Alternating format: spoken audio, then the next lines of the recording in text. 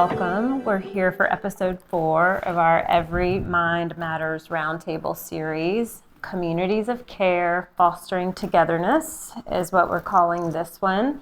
And we'll start today with a little bit of an introduction and allow you all to introduce yourselves and your role in our community. So I'll start. I'm Dr. Ashley Weiss. I'm a child, adolescent, and adult psychiatrist and run the early psychosis intervention clinic here in New Orleans, and also Calm Clear Answers to Louisiana Mental Health, which is our psychosis early detection campaign. So I'll start with you, Doug, and we'll work ourselves around. Hi, I'm Doug Headrick. I'm one of the therapists. I work with Dr. Weiss at the Epignola program. My focus is more on the trauma side that the patients experience and the type of interactive therapy model that I use with them.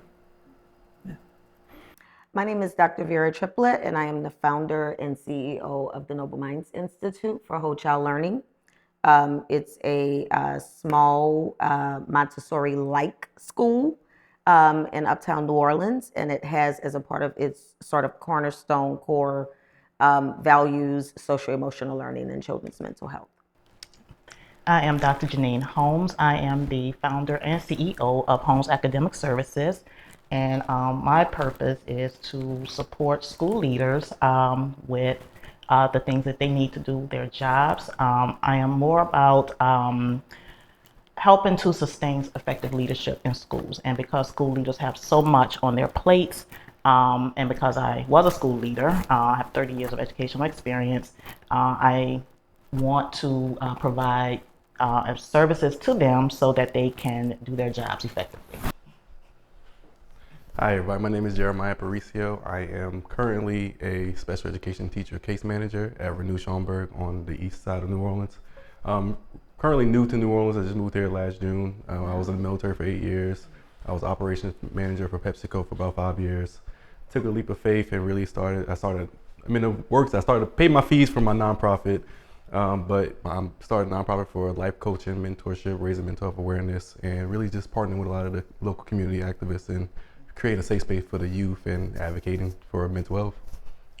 So having a supportive community is really important to young people in recovery from psychosis. And as teachers and educators and people involved in the health of families, the health of small children,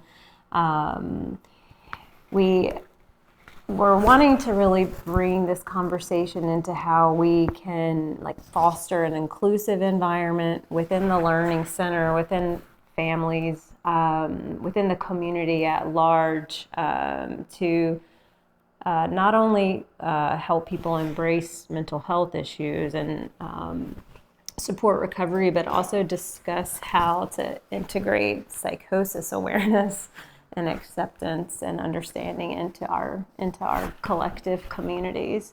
So we'll start with first question, and we can veer off topic too.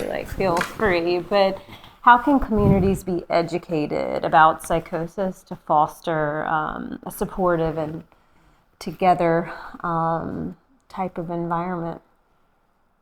Well, I think, for us at the school, one of the things that we try to first make sure that people understand is that when you're talking about mental health, and in particular children's mental health, you cannot look at it from the lens of how an adult might react to something. I think that's been our heaviest lift, is helping people to understand that children, just by virtue of their lack of brain development and lack of maturity, will react and respond differently. That does not mean that they are so resilient that nothing bothers them and nothing breaks them, but they manifest sort of those psychiatric challenges in different ways. And so part of what we've done, for example, is we do something called a Decrease the Stigma Dance-a-thon, where it's both entertaining but also informational. And I think that helps to sort of bridge the gap between a topic that is, a sort of a tough topic, but makes it something that is interesting and fun for everyone involved, for lack of a better word. As fun as talking about psychiatric issues can be. Yeah, I agree with Dr. Triplett with understanding that you have to look at it from a child's angle. But I'm thinking of, because I spent so many years in a traditional public school setting, from a policy standpoint, it is making certain that the schools have the resources to address the issue. Um, that was the thing that I struggled with where I worked on the different schools, because the way that the staffing was done wasn't done based on need, it was done based on the number of students. So, as an administrator of a small school, but a school with high needs, my mental health professionals or social workers that we had was limited. So, whereas I might have had higher needs at my school, my numbers were smaller, so I did not have access to a full-time social worker. So, thinking of it in terms of what is needed rather than just the numbers of students, and recognizing that, especially dealing with a population that may be faced with a lot of trauma in their personal lives, they're going to need a lot more help. So recognizing it from a policy standpoint and just setting up organizational structures is like put the resources where the needs are. And I would definitely would piggyback off of that. Resources is number one, and honestly, really, the information needs to be put out there. Me personally, I just found out about psychosis, and the more I look into it, the more I start to see like maybe I should get myself checked out. but but I know, and I know it's not the purpose of it, but just dealing, because I'm the youngest of six, and I grew up pretty much in a lot similar environments, especially in the New Orleans East area. Young six, I have 12 nieces and nephews. I practically raised on, and I've worked from my June will make a year for me in education, but I've already worked from pre-K all the way to senior year of high school, and every single one of them is just they need somebody to feel like they're actually there to care for them. Most of the kids today, they're honestly fending for themselves because we have to consider all aspects of the society today, the cost of living. Most parents that if they have children, they're working 2 jobs, 3 jobs. Who's there taking care of the kids? The kids are taking care of the kids. And just remaining empathetic and patient. A lot of times I see every single day these children, they're so anxious, and their anxiety level is through the roof, and because they feel like they can't make a mistake, because anytime they do make a mistake, they're being fussed at, yelled at, and even though because these kids are growing like crazy today. I have 8th graders who 6'4", 6'5", but just because we're physically seeing them bigger than us or the same size as us, we still have to understand that this is still a child that we're talking to. Constantly just remain patient and let them be empathetic and let them understand that it's okay to make mistakes. It's okay to not know everything, and just provide that support for them. As far as there's a lot of community events, especially when they're drinking and partying. So a lot of communities out there, and I partner with a lot of also people who work well in the community. One of the things is, if it's a fun event, they'll come out. But if we're going to create those fun events, let's start setting up tables where we're forcing them to, especially like crawfish boils. If you want some crawfish, you have to come to this table and learn about psychosis, and we're going to give you a ticket. Now you can go get it. So just find different incentives just to provide it out there for them. Can I extend on something that you were saying? The children being anxious. So knowing that a lot of the children may be offspring of people who were very young themselves when they had them, and if they too were dealing with certain things in their lives that they have not resolved by the time they had their children, then some of those things could be passed on. So just, from a holistic point of view, or from a wraparound point of view, the children and the family, being addressed with some of these issues. Yeah, and when we have, people that come into care, it's, you have the individual, and I guess we kind of see them as kind of the focal point of this evolving out community and being their family of origin, or who they identify as their family, because it could be friends. In some of our people's case, it might not be biological family. And then their wider community, or their neighborhood, their school, if they're still connected to school, and their peer groups. And there's like so many intersection points into treatment. Just, talking about the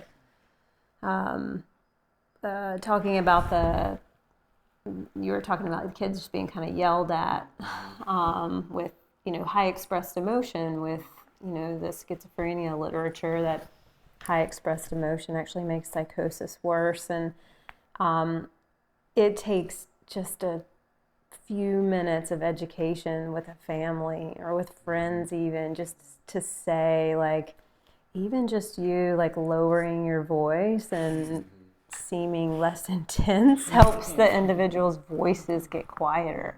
That's a pretty like powerful intervention, that doesn't take a lot of time. And I was just thinking about, like, the kind of education in these circles, where you have access to the person, maybe to their family, but a lot of the people within schools and within those environments, that little things like that could really help at the individual level, improve their anxiety, and improve their mental state in the moment. Yeah, it speaks to the stress vulnerability model. As we are able to incorporate more family members to get involved, we have the moms group, just started a family group as well. And what we see is, like, it's not even necessarily that they don't want to be supportive. It's just unsure, right? And so just being able to have that just a few minutes to just sort of normalize things for them. And, like, here's one thing maybe you could avoid, and here's one thing you can maybe try instead. And all of a sudden, like, the family gets on board, because they're like, oh, okay, this is actually something that we can do. And then as they see the changes, then they become more on board. And it's kind of that systemic rationale. Yeah, it's not just happening to the individual, right? But the family is involved as well, whether they want to be or not. Right.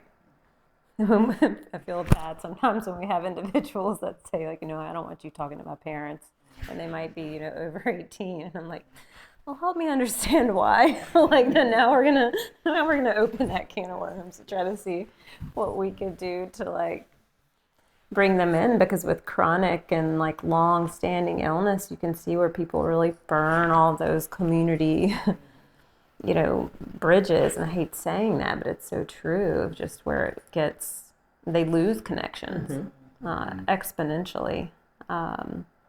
And you did mention something that I think is so important, is that you've got to go where like the kids are, to go where the young people are. It just made me have lots of brainstorms about where we need to go bribe people for fun things by doing a psychosis screen. Those things, in a heartbeat. Well, I think another important thing about what you said that just sort of, I guess, bubbled up for me is making sure that when we are speaking with, in particular, parents, because I am always dealing with minors, making sure that they understand not only sort of the science of psychosis, but also the practical side of mental illness, and how it is not a personal attack on them. Because what we see more than anything else is a parent who, if you say, I believe that your child has this particular issue, what they hear is, you're saying that I'm a bad parent. And exactly. And so the goal is always for me to lead with assets versus deficits.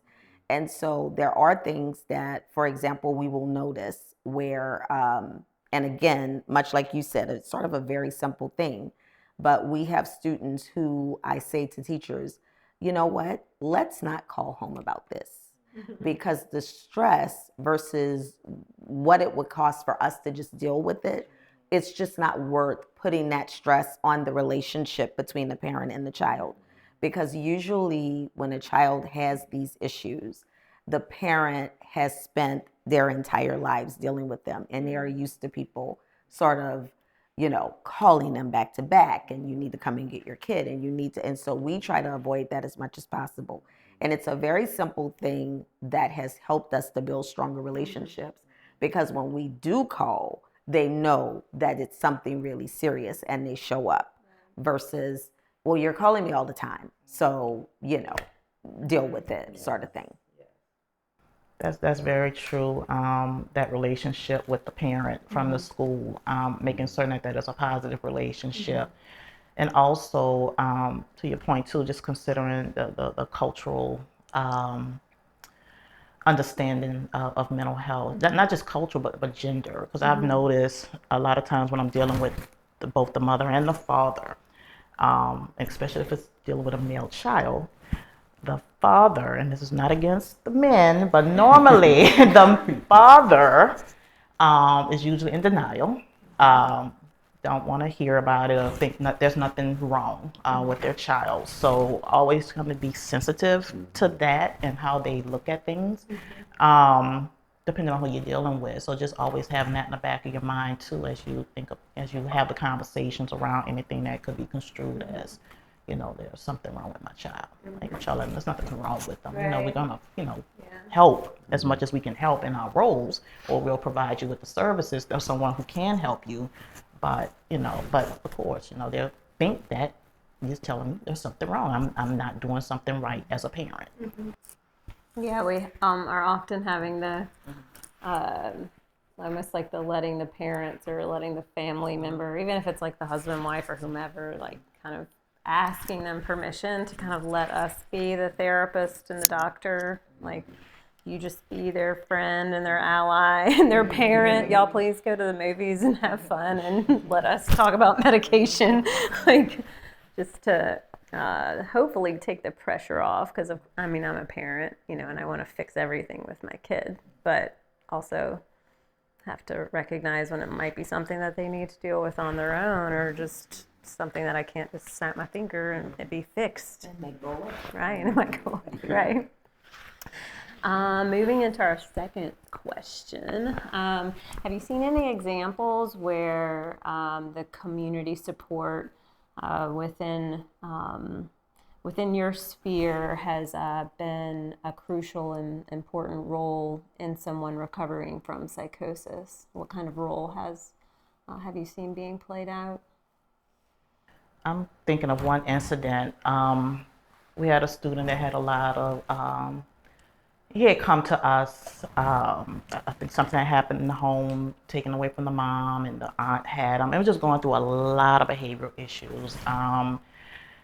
And he would have some episodes of, just acting out, and, would have to, basically be secluded, or he would, elope.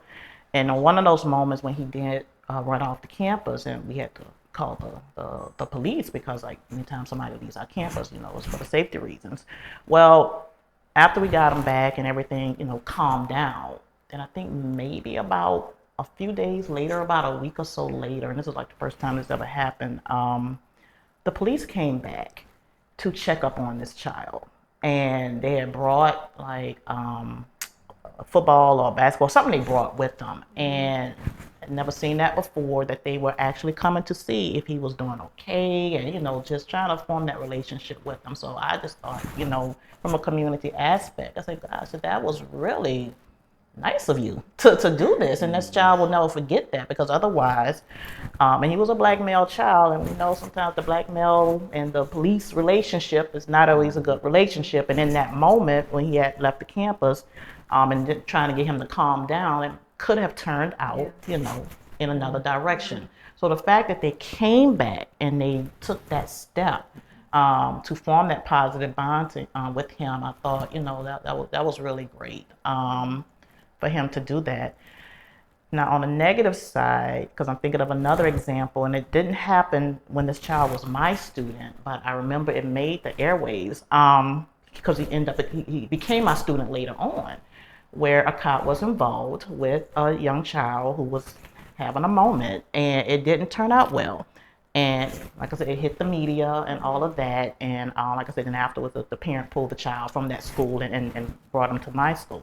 So I'm just kind of like giving like two ways of how things can be handled that way when you have children, you know, with those types of issues, and when you get law enforcement involved in a school matter, and how it could turn out, and you know, in a different direction. So those are the, you know, two examples I can think of right offhand. Yeah, I mean that's having the follow up of making a difficult moment seem like it was actually they were there to help. While, and this happens a lot of times with people with psychosis whose perception of things might be a little bit off, or even a little sensitive or a little paranoid, of kind of returning to it, to, you know, the police returning to him maybe after he's better, so the kid could learn to take perspective of like, okay, this thing happened that wasn't pleasant, that maybe they had to come and get me, and I didn't want that, but maybe it was for my benefit because now I am safe and they're checking on me, which shows that they care, you know, or making that extra effort to show I care. I'm not just here in an emergency to, I mean, we have so many incidents like this where I wish that they would show back up at the clinic and kind of rekindle a relationship with people that, you know, have to go to the hospital and things, because it's really intense. I think the single most valuable community resource that we've had, so my school has only been open since 2017. But when the Center for Resilience opened, it was previously called the Therapeutic School, now called the Center for Resilience. And unfortunately, they are yet again in danger of not being open. So I'm hoping that the state finds funding for them. But we had similarly a student who was in kindergarten, so 5 or 6 years old, had come to us from another state. There clearly had been a lot of physical abuse just based on the number of scars and things that were in various stages of healing. So it was just sort of obvious. And he had come to live with dad here in the city. And this was one of the most perfect examples of a child that needed psychiatric intervention more than he needed academic intervention at that time. And so we tried some things and then ended up making a referral after we had to, from the school, bring him to the emergency room ourselves, myself and my clinical director at the time. And it was one of the most, I think, life-changing experiences for this child, but also it was very helpful for my faculty and staff to see, because a lot of them don't come from a mental health background. And in my school at that time, I was the only one, and then my clinical director, of course, but everyone else was an educator singularly. And there would be like a lot of verbal buy-in to what we were trying to do, but there were times when, you know, things get sticky, you get some pushback. And so it was really, I think, powerful for them to see that here is a community partnership that actually works to not only give the school and the child's teacher some relief, but also to provide the student with some actual help that they needed. And we saw this child, you know, just like really get better, be able to sort of tolerate frustration in a way that he hadn't been before, be able to communicate his feelings in a way that he hadn't been before. And for some of them, again, when you're interviewing people and you're saying, hey, this is what we do here, are you on board with this? You know, we don't suspend or expel children at any time for any reason. That's great until the child does something. And the same with parents, right? Because parents will be like, yeah, that's great. You won't suspend or expel my child. And then I have to say, and I'm also not going to suspend or expel another child.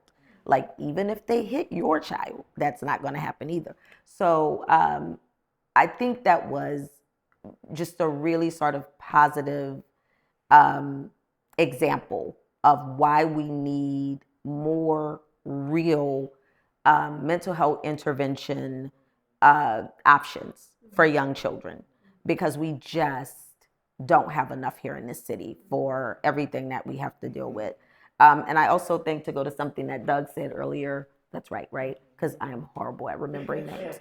I think the chronic stress of poverty, you always have to look at what impacts your community has on everything. And I experience what you talked about on a daily basis. So my school, we have a lot of, we have a pretty big special needs population for the size of my school. And a lot of them are African-American boys, and a lot of them are diagnosed with autism, or they are pervasive developmental disorder. And we get a lot of, well, he'll grow out of it, or he's just bad, and the parents might be divorced, and the dad is saying things like, well, his mom doesn't discipline him, he doesn't do this at my house, and those sorts of things. And I'm like, I'm pretty sure that if he's nonverbal here, he's probably nonverbal with you as well. I mean, we see him more than you do. So things like that. So it's just one of those things where you are always sort of straddling the fence between wanting to, as much as possible, advocate for what the child needs, but also making sure that parents don't feel disregarded or discounted. And also, the thing that you said about men and fairness, and I'll speak specifically to some of the Black men that I have encountered in the course of my entire career, various things. I think one of the things that I often remember is that Black men in particular are used to being marginalized. And so when their Black sons have yet another thing that people can use to marginalize them, that's really scary, because people will use mental health issues to discount and marginalize people further. The easiest and best way to really be able to sort of disregard what somebody is saying or are presenting is to say, oh, they're just crazy. And then people say, oh, they're crazy, we don't have to listen. And so I think that whether or not in some cases they realize that, it's what they're trying to protect for, even on a subconscious level, right? I'm just trying to protect the integrity of my child's reputation, and they feel like having another label put on them is just dangerous and more marginalizing. Yeah, I mean, it is dangerous, for them in some respects, but given the amount of stigma and assumptions that are made, especially with our, young people with, I mean, we have very, very rare, incidents of schizophrenia and bipolar in, under 13, but we do have them in the clinic, and they've been some of the most tragic and difficult cases, because when it starts that early, it's just really vicious. And I think that the challenge when we're having it may be kids that have already been sort of labeled with this violent behavioral issue, which then perpetuates the stigma that young people with serious mental illness are violent, when actually they're more likely to be victims of violence. Mm-hmm. And then taking into they might be a young Black male. I mean, it's just layers and layers and layers of trying to not only treat them but protect them from a community that might very much misunderstand not only their race and their identity, but also then their illness and how that affects them at school and with other people. I think it just speaks to the we're desperately under-resourced, but y'all are amazing. But just having lines of communication within the people that we do trust and that we feel get it. I think we struggle with the clinic with connecting with schools sometimes, connecting with inpatient units, connecting with people that have our patients in their lives to like create that needed dialogue and be on the same page. Be on the same page. That's a huge one. So kind of moving on to the last question, what do you think is the most like important aspect of community support, what the community can do? We're focused a lot on like school communities, which for young people is their primary community. But even broader than that, like in New Orleans, you know, what's the most important thing that we can do as a community to when it comes to psychosis awareness, but support for young people with serious psychiatric issues? I would say the biggest thing is really just actually vocalizing that they have the support. Majority of the youth, and I'm sure the parents as well, they don't feel like they have the support. A lot of them don't feel comfortable. Just like with the staffing shortages with all these different companies, it's the same thing in the schools. You have especially nonverbal kids. I've personally seen it plenty of times already, where a lot of nonverbal kids, they're just in isolation rooms, not doing anything, and it's just another daycare for them. But then you still want to provide whatever support needed, but with the admin and not everybody being on the same page, then that's when you run into those obstacles. But as long as they truly feel like you do care for them, 'cause that's one of the things I try to stress the most with them. I never raise my voice, and people are so shocked because they feel like oh, they actually listen to you. They're actually quiet when you're speaking. I'm like, yes, because I speak to them like normal human beings. And it's just, I'm not just shouting out orders to them, because yes, I understand, because a lot of times, especially depending on certain environments that they're in, you do have to raise your voice a little bit for them to get it, because sometimes that's honestly how their parents talk to them when they truly know that you're serious. But as long as you're remaining, patient, calm, and letting them know that I'm just being stern with you, and communicating to them, not just saying not because I said so, actually giving them the information what they're doing that's wrong, and redirecting them to project them to the right direction. Like I said, a lot of them, and even some of the kids I speak today, when I just ask them, like, cause I ended up being a soccer coach. I never even played soccer. That's how short-staffed we were. And I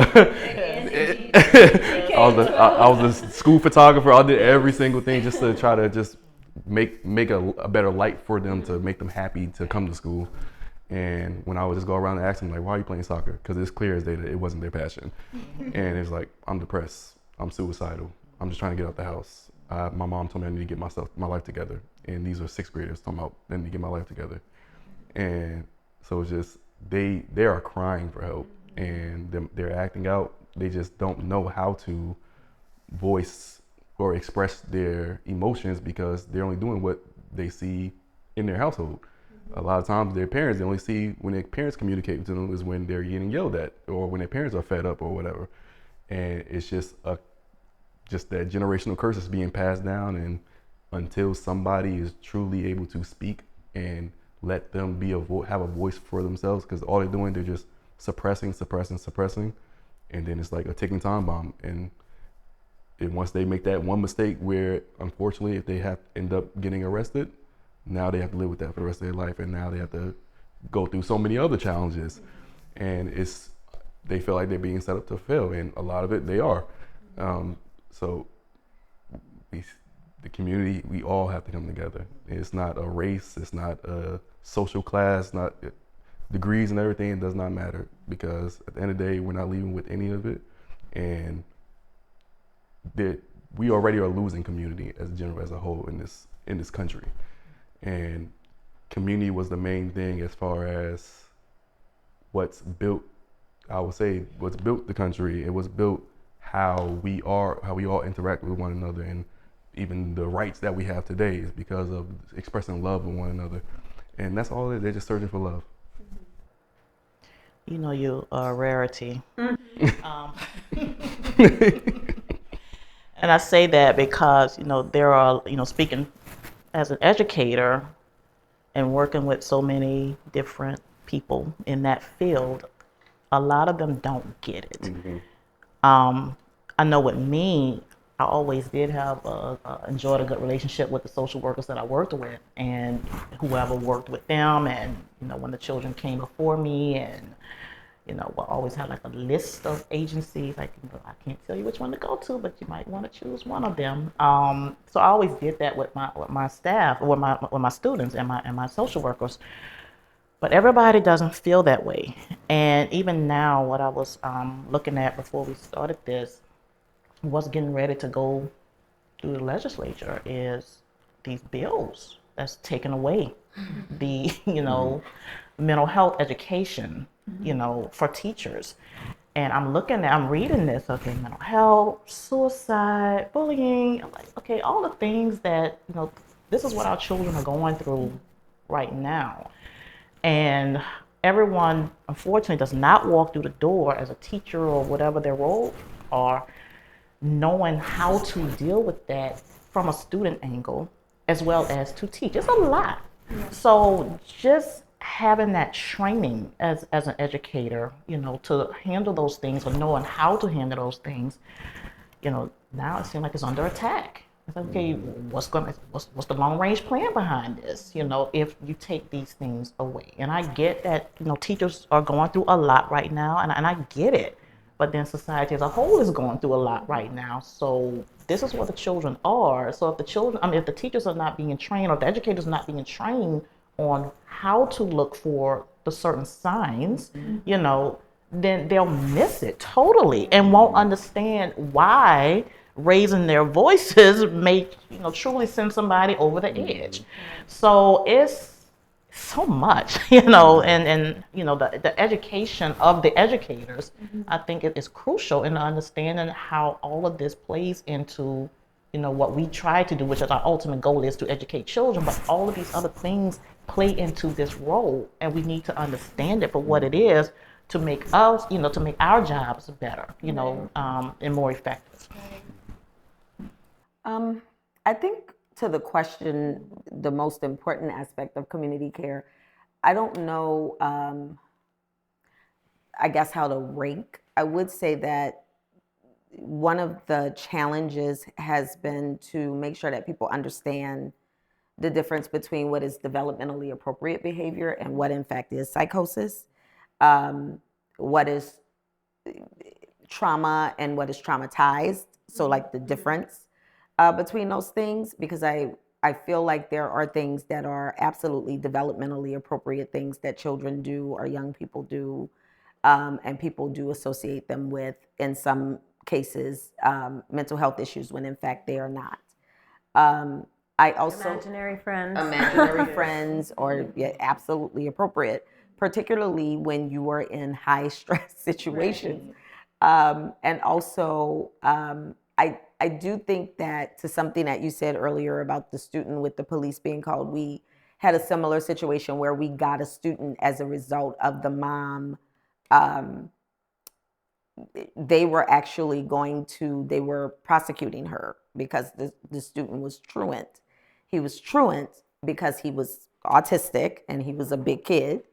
And whenever he would have a meltdown, they would call the police. And so she was like, I would rather go to jail for him not going to school than to have the police show up at the school and kill him, because he is not going to comply, because when he is in a meltdown, he doesn't hear you, he doesn't see you, he certainly is not going to respond well to the police being called on him. And so he's going to end up dead. And I remember the first time he had a meltdown at our school, he punched a wall, and he was maybe in 6th grade, but he was a big kid, and he literally put a hole through the wall. And so we didn't call mom. We made sure his hand was okay. When she came to pick him up at the end of the day, we told her about it. And she was like, oh my God, Dr. Tripplett, I would have come and gotten him. I'm so sorry. How much is it going to cost to fix it? I'm like, no, he fixed it already. And she was like, what do you mean? I said, well, we have the stuff here, because this is not the first time somebody's punched a wall. And so after we made sure his hand was okay, the natural consequence was he had to fix what he broke. And after that situation, by the way, usually what would happen with this particular child is he would have a meltdown, he would get really loud, and the rule for us is the louder they get, the quieter we get. That's just the rule. The louder they get, the quieter you get, to almost like you're speaking in a very, very soft whisper. They have to calm down in order to hear what you're saying. But once we got him calmed down, he would always just start bawling, crying, and be immediately sorry. And we have had in the past adults that looked at that as a manipulative tactic. And I had to explain it's not a manipulative tactic. He really is sorry. And the way that I have tried to explain this is, a therapist told me this a long time ago. I actually stole this from another therapist because I have children of my own who have been in therapy for various reasons. But the therapist said to me, you have to think about it as if they are on vacation. The person that you know is not there. They have packed up and left. But they'll come back. But it's when you're talking to this stranger, they're not going to respond to you. They don't know you and you don't know them. You don't have relationship. They have to get back to themselves first. And I think what is just a really important aspect of all of this is because our kids spend and our adults, they spend more time with people who are not mental health and medical professionals than they do with people who are. And so, as we talked about earlier, just those small things that you can do really with anybody. So if we could make some of these things universal norms, right? So like not getting angry when somebody is showing frustration or getting quieter if somebody's getting louder. Just like make them sort of universal norms. But I think more than anything, just sort of normalize that everyone has a hard time and everybody has different levels of a hard time, but everybody struggles with mental health issues, right? So if we can humanize people who tend to manifest them in ways that we consider to be disturbing, because it's only abnormal to us because we don't do it. Like if it was something we did, we'd be like, oh yeah, I'm used to that. That happens all the time. But whenever it's something that we don't do, then all of a sudden it's a problem. So I think we have to do a better job of just normalizing it and talking about it more. And I also think when you say the word psychosis, people think of like the worst movie they ever saw about somebody having a psychotic break and just going out and killing everyone. And, so there's that fear there. And I often like to say to people, sometimes, the person sitting next to you is having a psychotic break and they're completely silent. Mm-hmm. There are people who, when they are in the middle of a psychotic break, are just sitting there saying nothing and staring off into space. It doesn't always look like the sort of stereotypical meltdown that we think we're going to see, especially in children. It can manifest in so many different ways. Yeah, I think that speaks to the importance of taking it back to addressing the stigma, right? What we see at the clinic is when you're able to do that, you see the team and the clients all working together, and they are talking about it. They're sharing it. I had one recently just wanted to sit down and, I've had these weird experiences, and it's like, yeah, you want to talk about them? He's like, really? It's like, yeah. He goes, oh my God, I've been wanting to talk to someone. We spent the entire hour and he just like let it all out. And the just relief on their face is that, okay, it's okay to talk about it. And once it's okay to talk about it, then our clinic really does feel like a community. Like that, I think you would be remiss to just call it clinical. It's more than that. And it's sort of, I don't know how you can replicate it outside of that, but, Dr. Tripplett, what you're talking about, like the idea of bringing the community together and normalizing how we talk about it. I think that's probably a good first step, for sure. And there's so many levels of the community. We kind of feel like if they can be in it's kind of like a special little bubble, but if they can be in our bubble and be comfortable with peer support, with other peers, with the doctors, with the therapists, with the admin, like with everybody, and then they like practice everything, and then you see them going out and and going out and practicing and becoming like really empowered. And I think like the sharing lived experience is super powerful for people to hear. And we did our episode 3 was 5 people that are in recovery, and I teach medical students a lot, and having people come in that look like them, that is around the same age, telling their story of it's a whole different education on bipolar disorder, on schizophrenia, to just to realize that people aren't, and we're all not that different, and that mental illness doesn't discriminate. And but I do appreciate the idea of you guys were talking about like people that get it, and there are a lot of people that don't get it, and trying to figure out what that it is, and then put it into your universal language. And maybe we'll be like home free, community bylaws, New Orleans bylaws of living. One can hope. One can dream. Yes. I like that theory, so I think it would be applicable. Any last thoughts before we wrap up? Thanks for doing this. I think it's a really important conversation to have. We often have these in silos. Right. So I think it's, amazing that you have the presence of mind to sort of bring these sorts of things to the forefront. And I think it's something that can be used. You can take these conversations everywhere, and people can hear that there are people that really care about them and care about what they're going through, and are not just here, to judge them or speak poorly about them. I think for the school community, we should always be in learning mode, because of course, even just sitting here for these few minutes, you just learn so much more about, psychosis and mental health, even though I've been dealing with it in a certain way all this time, but it's like, oh, it's another avenue to think of, something else to think about.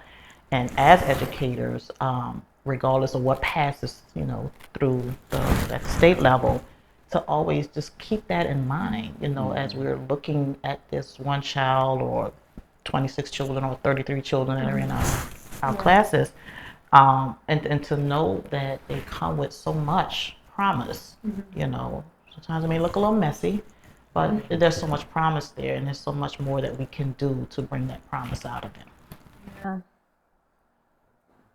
Yeah, and I think aligning, I'll go to the state if you need to, but aligning that there's people in multiple different professions that are demanding the same thing for young people. It's not just pediatricians, it's not just teachers, it's like we're all on the same page about what needs to be happening, and that's pretty powerful. But I'm not quite sure sometimes we have gotten that message through. No one here at this table is arguing about what kids need, so. All right.